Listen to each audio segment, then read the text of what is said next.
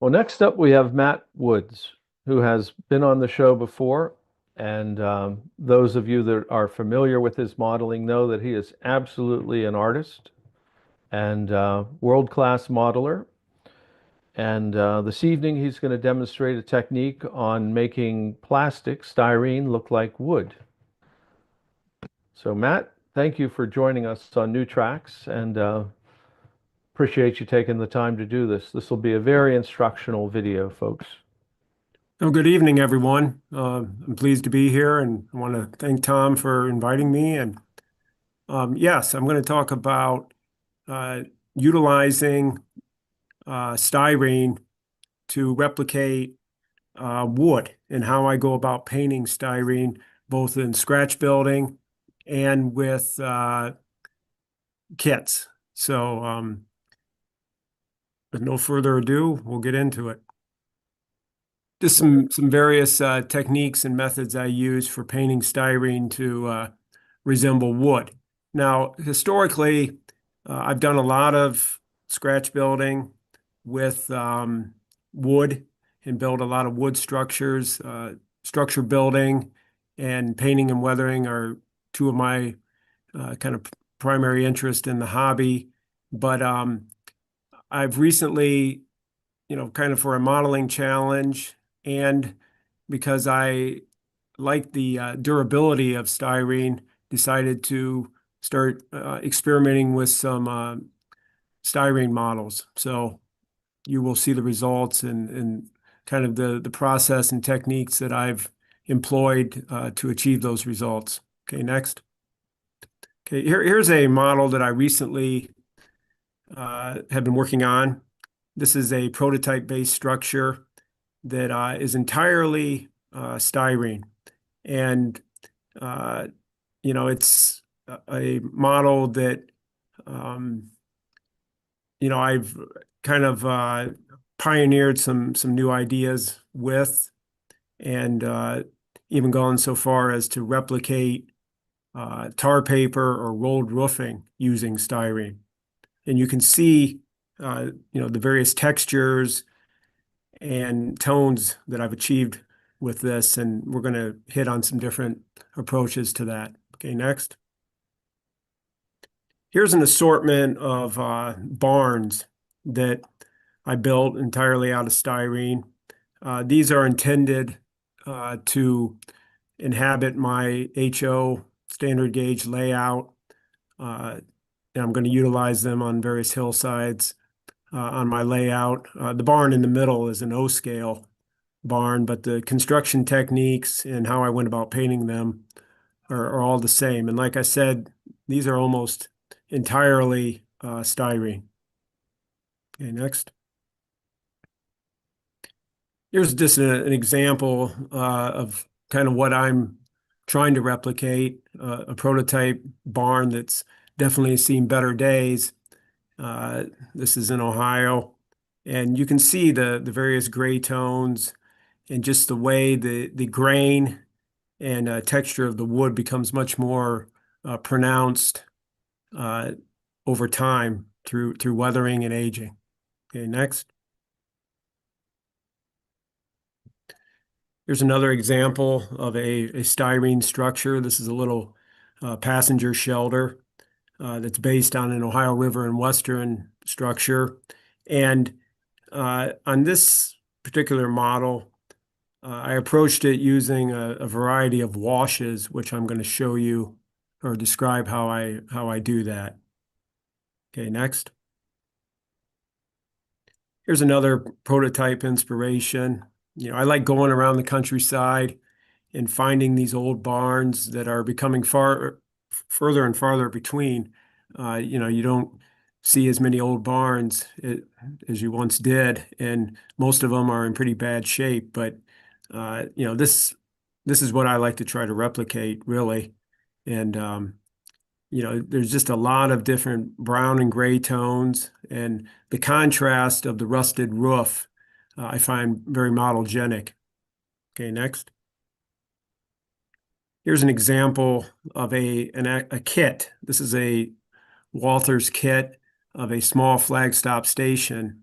and I used a variety of washes to achieve the kind of peeled paint effect and the various wood tones where the paint has peeled away. Okay, next.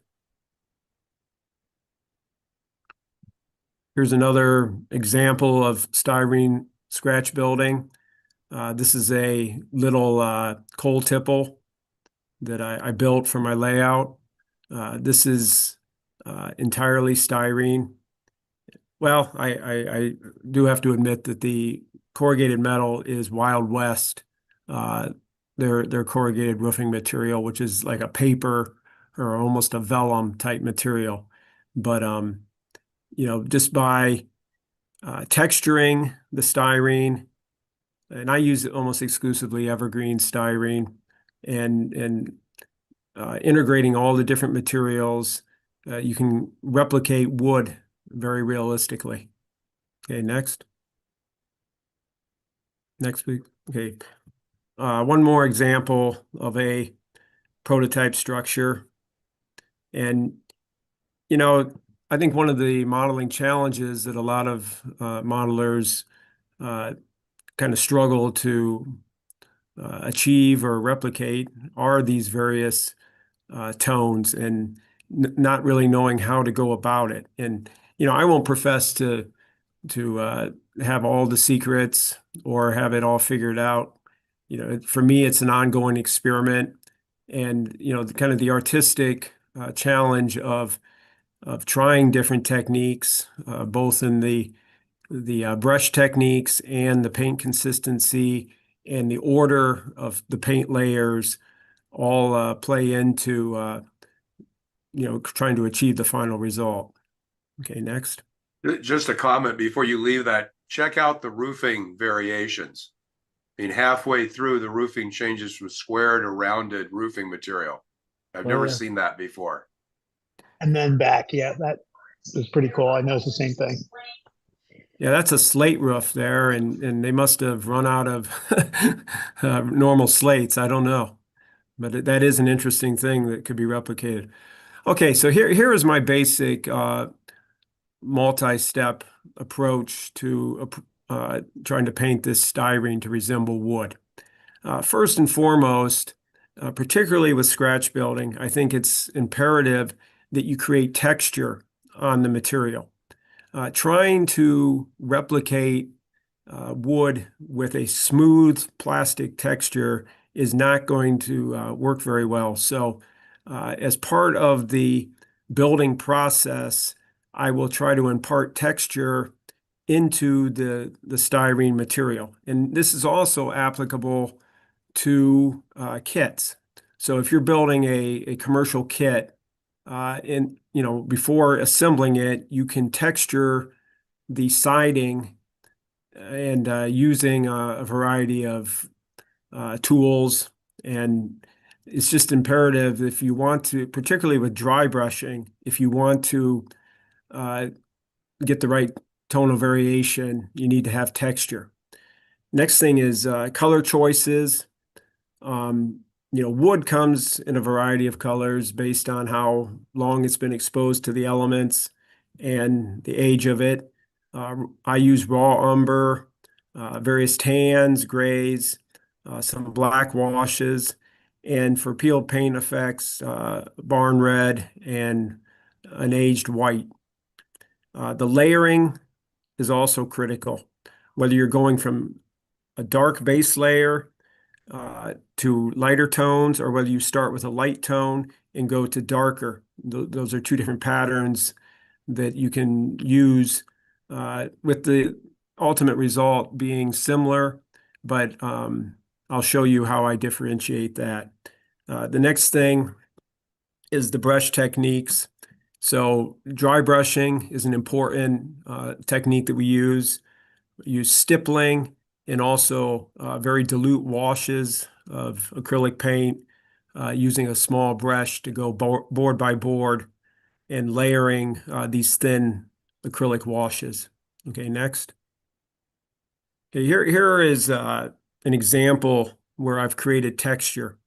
This started off as evergreen scribe siding, And this is on an HO model. And by imparting this somewhat exaggerated texture, it gives you a lot more, I would say, surface variation to work with when laying down your various colors. Okay, next. Here's another example of how I went from the bare styrene, where the texture has been imparted into all the wooden surfaces, and the final result using a variety of washes and dry brushing to create a Right. realistic. Do you Yeah, texture the styrene bulk before you cut the parts out, or do you wait till you cut the parts out and then texture them? pretty much cut the parts out, the various wall pieces, and texture them as I go. And you can even, after assembling the building, as long as it's well braced, you can impart more texture. And I'll show the tools that I use for that. Okay, next. Here are some examples of the tools that I'll use for the texturing. A scratch pen, which you can get from Micromark, is just like a small wire brush that you can adjust the length of the wire bristles. And this gives you much more of a fine grain type texture. The second thing is just a hobby knife, the blade, running the blade parallel to the boards or the grain allows you to actually gouge and chip away at the styrene to create an exaggerated texture. And also you can use the razor saw. Like if you were to be making trim pieces or any kind of like trestle bents, anything that has more of a strip type nature to it, you can use the razor saw to at least create the basic wood grain. You may want to do additional work with the knife and the scratch pen. Okay, next. So once we have our texture down on all the parts that are intended to be wood. As you can see here, I've also replicated like a rolled roofing material using styrene. So that you would not texture.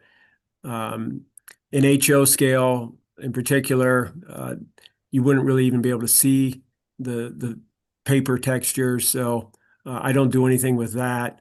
But as you can see on the right-hand photo, I have base coated the model with Rust-Oleum camouflage dark earth and begun the dry brushing process using Vallejo old wood. Okay, next. So, but my typical process, if I'm going using mainly dry brushing, will be to go from dark to light. Like I said, I think that either order can work, but in general, for the dry brushing, I go from a dark base of the Rust-Oleum camouflage dark brown, which I use for almost everything, whether it's track. If I was painting and weathering a steam locomotive, I start with this dark brown base, and it creates a lot of shadows, and it just is a good base to work from. As I've stated, wood comes in all different colors. So, as we go from the dark base, we want to be trying to replicate these various tones. So, it's a somewhat intuitive, but also formulaic in the process. And like I say, anybody who professes to know exactly how to approach this is not, being completely honest, because every model is a little bit different, and you can get good results mixing and matching different orders of application and even, the sequence of colors. Okay, next. So here's that original building that I had just recently finished. This is the prototype. This is in a town called Magnolia, Ohio, and this was part of a mill complex. And behind the building is a old flour mill, the Magnolia flouring mill, that was built in the 1830s.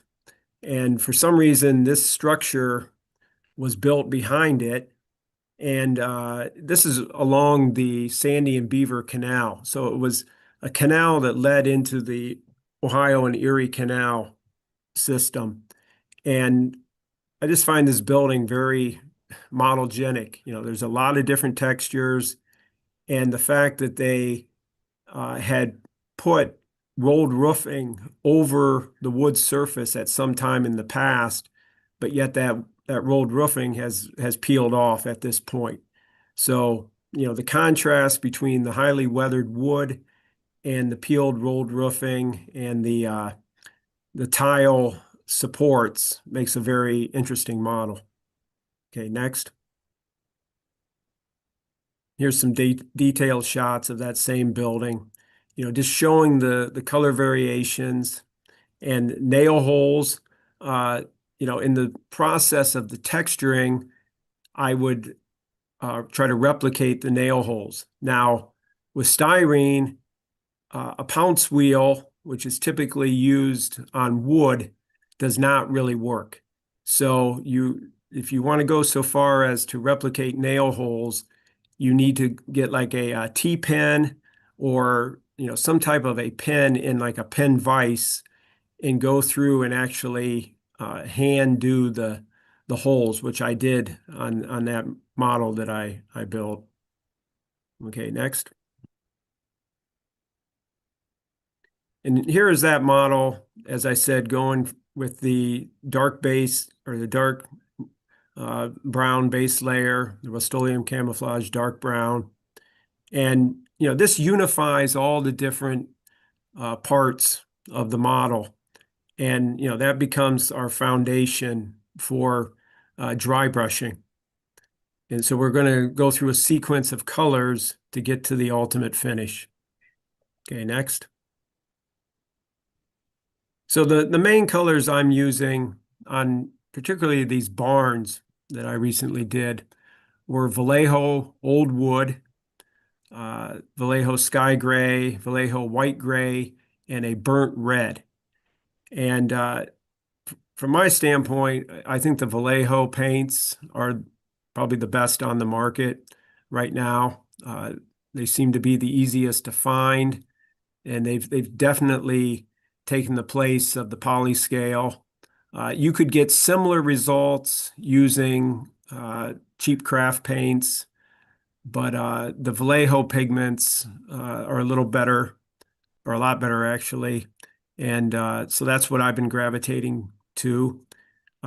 You can also see on the left-hand picture a kind of unusual type of brush.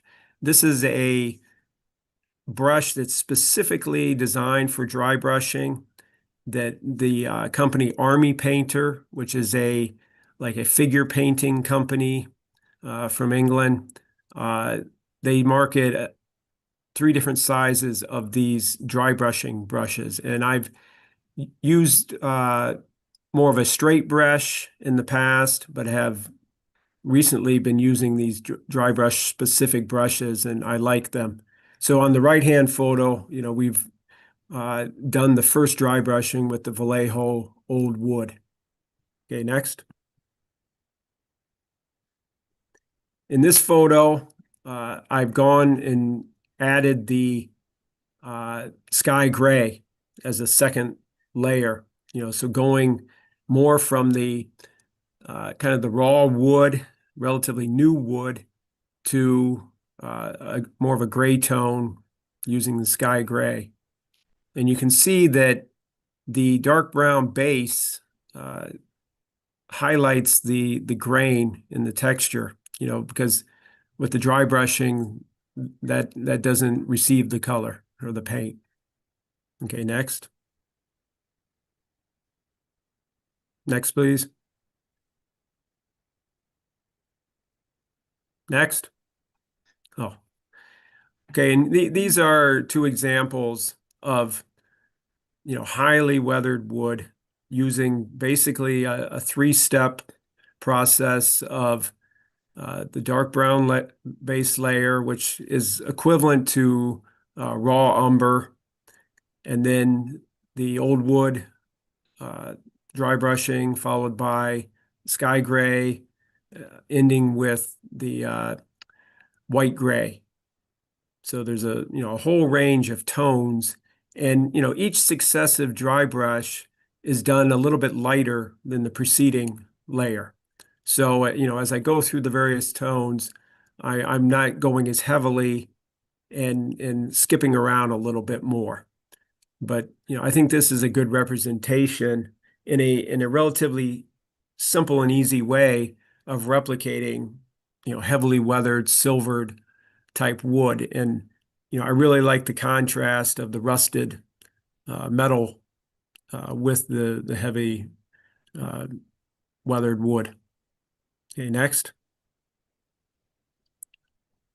So this just illustrates the sequence or the paints that we use again. Okay, next. Next. Okay, once again, we've achieved that base layer of the weathered wood, and now going to the red or the peeled paint effect, I'm using the Vallejo burnt red, but more in a kind of a stippling type fashion, just skipping around from individual board to individual board.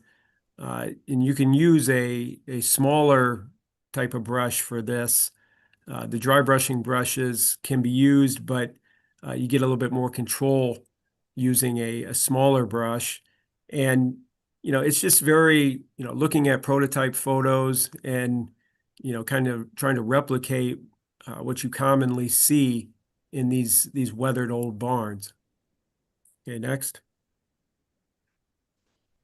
And here's that little coal tipple going through that same process of the bare styrene to the base layer to the grays and old wood tones to the finished model. Okay, next. And here's the sequential photos with that old mill building. This was a kind of a fun, interesting build, and it was easier to replicate the novelty siding with styrene than it would have been with wood.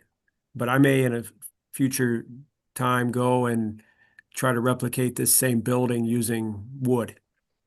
But everything on here, regardless of what the original or real material is, was replicated with styrene. Pat, Steve Shirley, I have a question for you. Yes. We tend to weather equally on all sides. Do you ever put any effect of directional weathering, the weather, and the effects on if you have a predominant east wind or something like that? How that affects your model? Yeah, I've tried to do that on some models. Like one side, all the paint would be absent, and maybe the side going that was more protected or underneath the overhangs of the roof. You definitely want to maybe have more of the original paint still there. So yeah, that's a definite I think objective in trying to make the model more realistic and replicate what you see in the real world. Also, I use a wire wheel on a rotary tool. It's quicker. Yeah, that would speed things up. I was a little bit glutton for punishment going through and doing this laboriously with the hobby knife. Each one of those boards, I had to gouge out with the hobby knife, and you always go back and keep revisiting it and finding out that you missed some spots and the surface definitely takes the paint much better if you have the texture. So I thought that was pretty critical, particularly in this model. This is O scale, by the way. Now, do you use anything like goof off or anything like that to run the colors together? With the washes, I will, you're just using highly diluted paint, and you get some of that blending, wet on wet type blending. Mhm. But I haven't tried any other thing to make it more dilute or anything like that. Well, you do an excellent job. Excellent. Yeah, thanks a lot. Okay, next. Okay, I also mentioned that there's a light to dark approach. And on this particular model, I start off with this bare styrene model and used a Rust-Oleum camouflage khaki to get the base layer and build up the different wood tones with a series of washes. So I'll kind of demonstrate how I did that. Okay, next. So here's that model finished. And you can see that, there's a lot of different tonal variation, and, it essentially, in many ways, looks similar to how the dry brushed approach does, but this was all done with very thin acrylic washes. And, for those who are not familiar with the idea of a wash, all it is diluting the acrylic paint with water. And you can make it as thin or as thick as you want. And the thinner the paint, the more transparency that you're going to get with each layer. So when you're trying to create those subtle tonal variations in the wood, having very thin paint is advantageous and gives you better results. A thick paint has no real transparency to it. So you can't really see underlying layers or different colors with the thicker paint. So going very dilute, not so watery that you're not putting any color down, but you want it thick enough that there's some surface tension there, but at the same time you want to retain that transparency. Okay, next. Here's an example using an old Revell garage kit. I picked this up at a train show. And, this is kind of just an exercise in painting, but I wanted to see, what I could do with these various washes. And you can see the initial layers with the grays and the tans. And then I followed that up with the very dilute white to get that kind of faded peeled paint effect. I like that roof. Yeah, that was done to resemble that uh, slate, yeah, slate type roof. And Vallejo, they make an infinite number of colors, and I found that slate has a very much a greenish tone to it.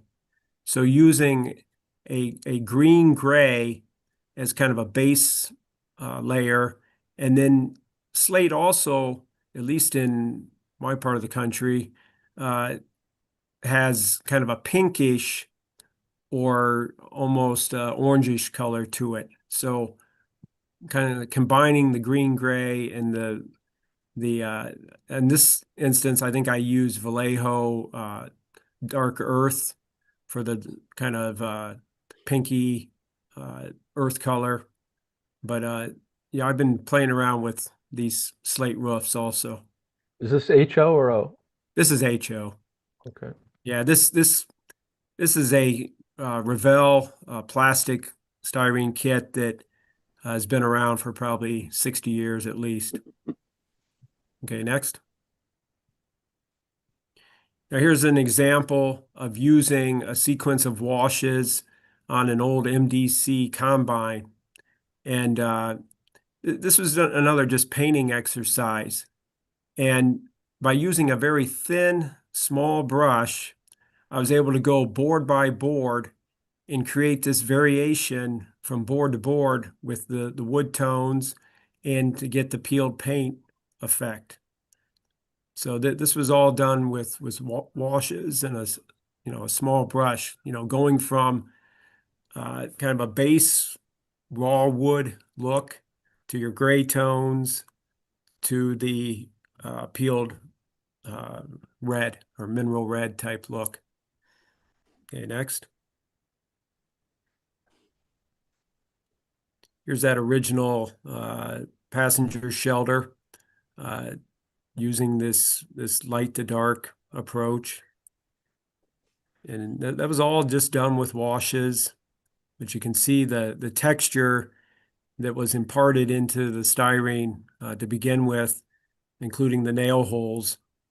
And this is on my little micro layout, 0-30 micro layout that I built. Okay, next.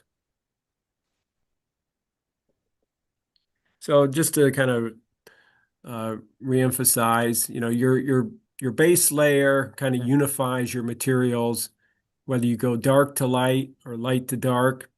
And then from there, you have the option of dry brushing these various wood tones using the Vallejo colors or using thin washes.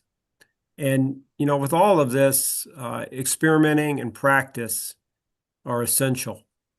Getting some old kits or, train show rejects that you pick up and just practicing, priming them with either the dark or the light, and then practicing the sequence of laying down the different colors and seeing what kinds of results and effects you can get.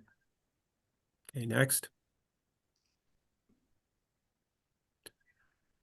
And as Steve suggested, having variations from one side of the building to the other, depending on what direction they face and so forth, will make the building more realistic, and varying your weathering according to whether there's overhangs or even a windowsill. You're going to have some protection of the paint underneath that windowsill. So, whether it's a roof overhang, a windowsill, or, whether you're going into the prevailing wind or whatever, that's going to dictate some variability in your weathering. And, as I also emphasized, practice, practice, practice, go out, take photos, look at prototype buildings. I'm very much into rural modeling, and I live in a rural area. So, I'm constantly on the lookout for examples of weathering, and it's almost like a safari, going out there every day and just seeing what kinds of new examples of weathering I might discover. But the more pictures you take, and take pictures of your work as you go also, to kind of compare your results and match them. You see things in photos that you don't see with the naked eye. Okay, next. Here's an example.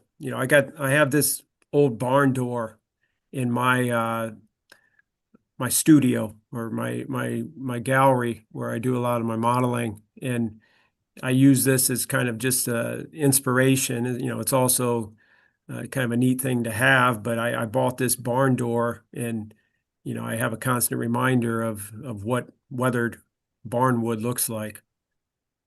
Okay, next.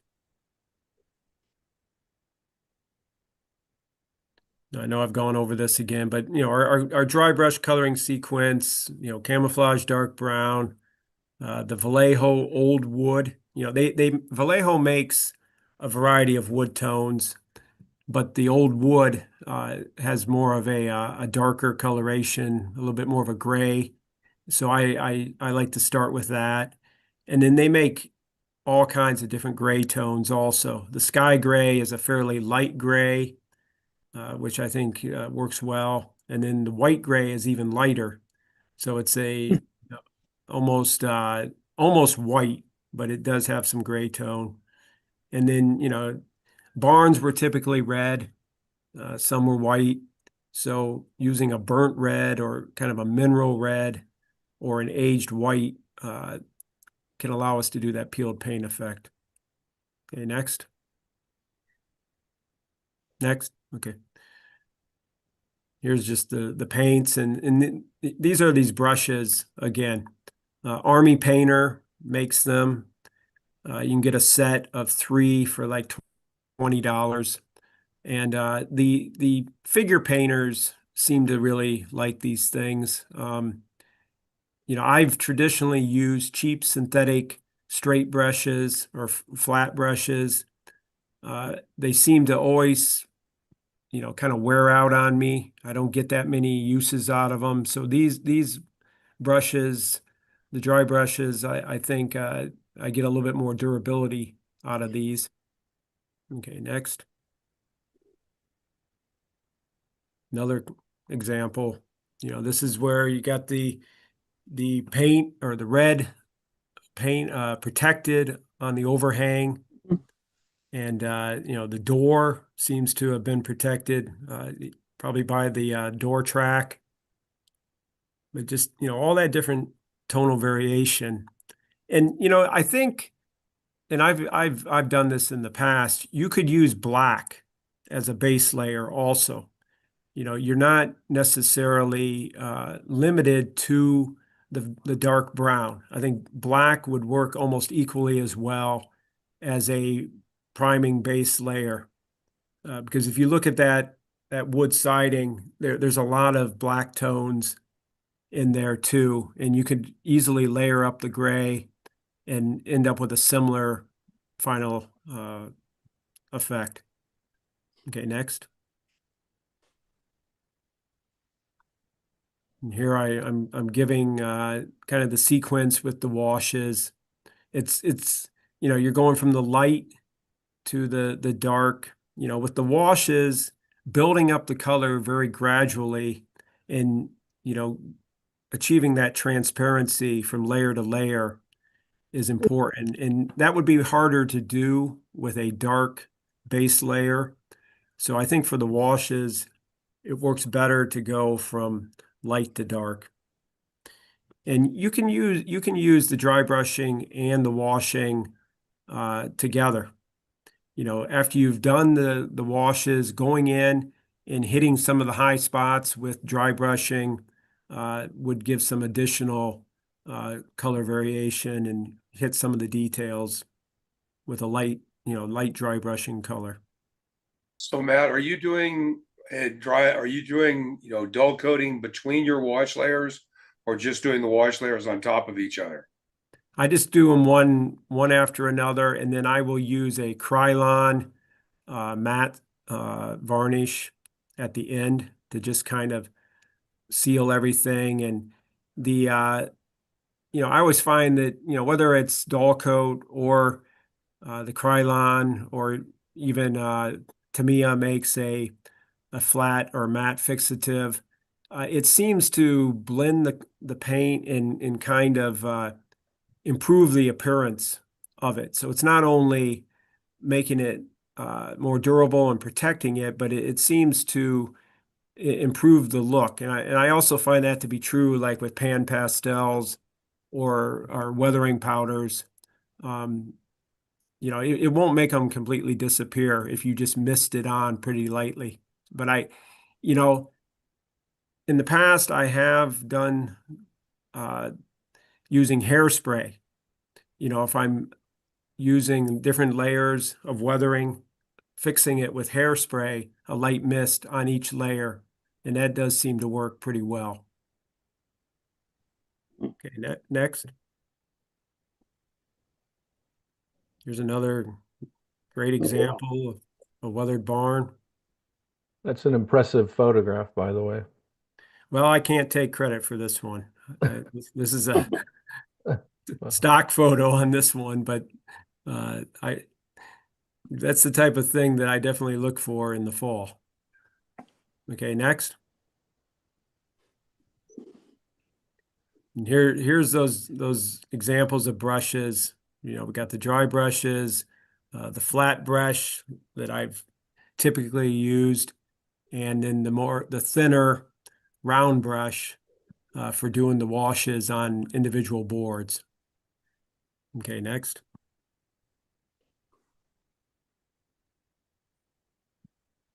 So just emphasizing the different brush techniques. It takes time to get good control. With dry brushing, you want to just get the very tip of the bristles into the paint and then remove almost all the color.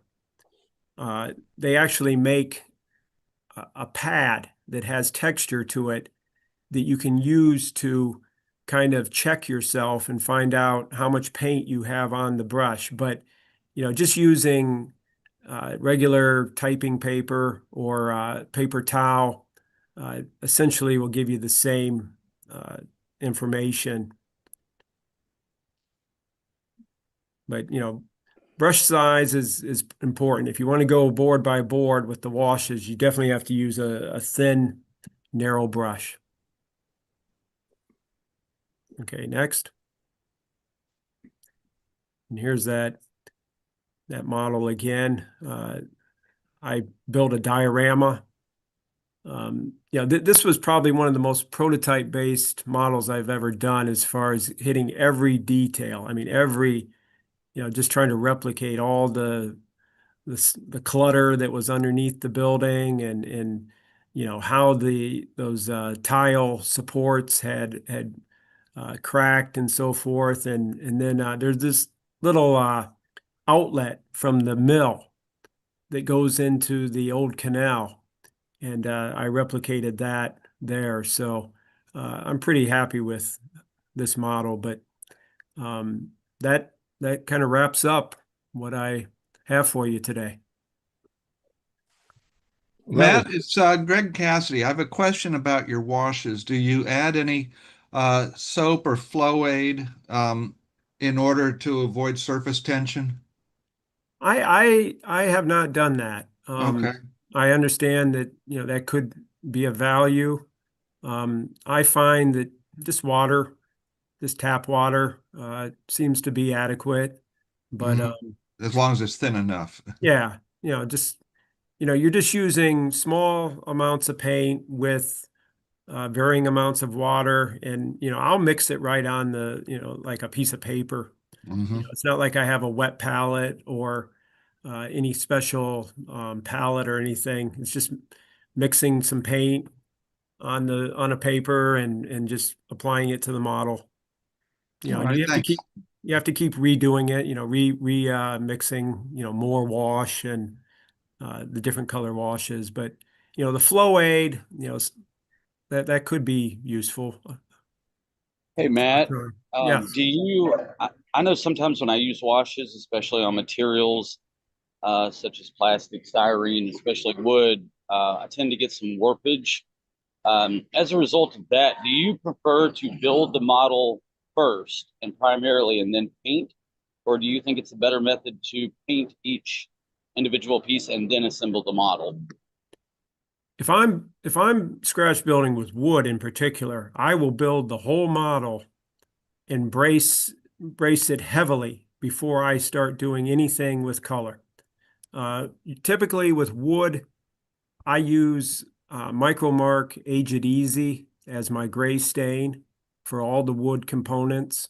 And pieces like trim and so forth, you can paint or stain those ahead of time. But sidewalls, where you're using milled wood siding, I'll build the whole model. And I do a lot of board by board stuff too with wood. So in that instance, I will stain the individual boards before applying them to like a mat board, substructure or a styrene substructure. Now, one of the reasons I went into using styrene more recently is because I was kind of getting tired of some of my older structures. The roofs, the overhangs were getting a little bit bent or warped, and I wanted something more stable and durable. So I, started playing around with the styrene more. But with I never like build a whole side of a building and then paint it and then assemble that. I usually build the building with raw wood if it's a kit, and then brace it heavily and then stain it with the Micromark Age It Easy, and then start doing dry brushing with acrylic paints. All right, gotcha. Thank you. Any other questions for Matt? Well, as our founder, Jim Kello, used to say, if you didn't learn something from Matt's presentation this evening, you weren't listening. That was absolutely excellent, Matt. The everything about it, the photographs, the modeling, your explanations. I'm so pleased you came on the show this evening, and I appreciate you sharing your techniques. Wonderful. Well, Thank you. thanks a lot, Tom, and I'll be happy to come back anytime. Thank you very much.